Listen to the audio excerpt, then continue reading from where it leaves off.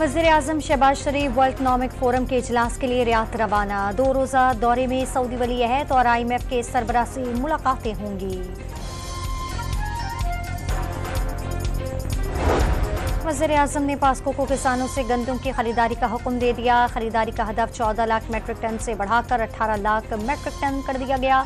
शफ़ाफियत यकीनी बनाने की भी हिदायत।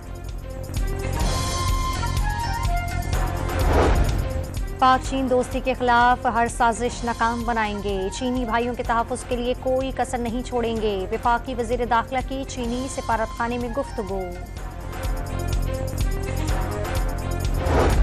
चेयरमैन सेनेट यूसुफ रज़ा गिलानी ने भारत और अफगानिस्तान समेत खित्ते के तमाम ममालिक के साथ मज़बूत ताल्लुकात नागुज़ीर करार दे दिए।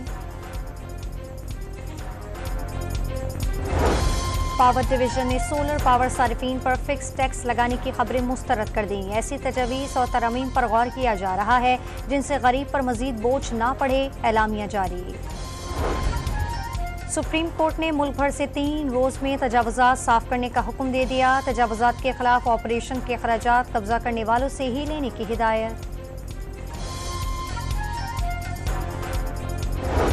अफगानिस्तान से मंशियात की स्मगलिंग नाकाम। खैबर में पाक अफगान तुर्कम बॉर्डर पर कस्टम ने ट्रक से 32 किलो हेरोइन और आइस बरामद कर ली। अफगान ड्राइवर गिरफ्तार।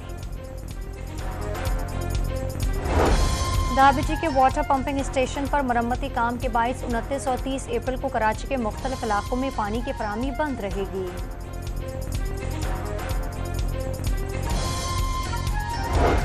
खैबर पख्तूनख्वा के मुख्तलिफ हिस्सों में तूफानी बारिश से निज़ामी जिंदगी उथल पुथल हो गया। मानसरा के इलाके ओगी में बारिश के दौरान आसमानी बिजली गिरने से बच्चे समेत 3 अफराद चल बसे।